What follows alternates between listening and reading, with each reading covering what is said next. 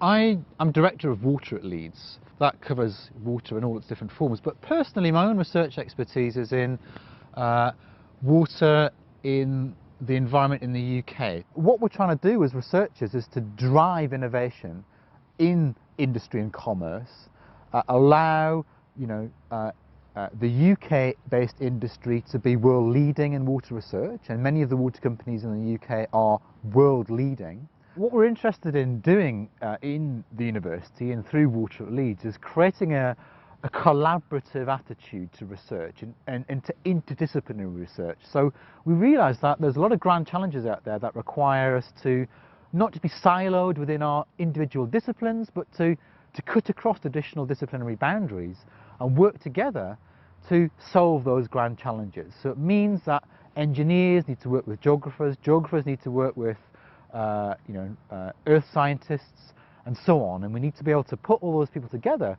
to answer those important questions. But I suppose one thing that's been seen in terms of changing the way that water companies work is in finding out that you can alter the vegetation cover of an upland landscape, and that will affect the water quality. It will affect the amount of carbon in the water. So that's really a very important finding. But there are a number of others which are linked to that, which has been taken on by lots of different agencies and even government.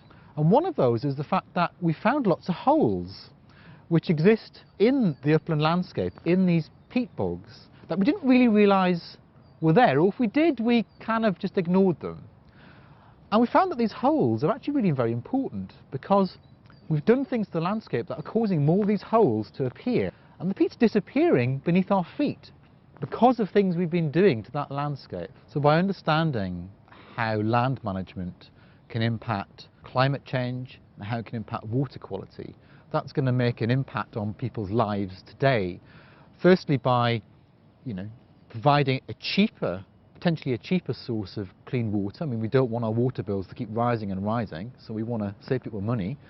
And secondly, climate change is a fundamental battle that we're facing as scientists to try and solve. So over the next 10, 20, 30 years, I think there's a lot of grand challenges.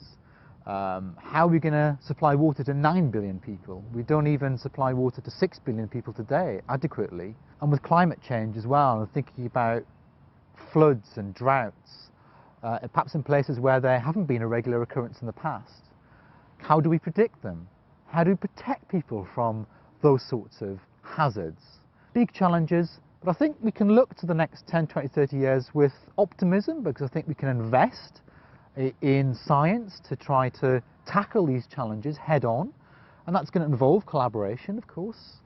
Scientists across the world have to work together on these sorts of problems and work with industry, work with governments to tackle those.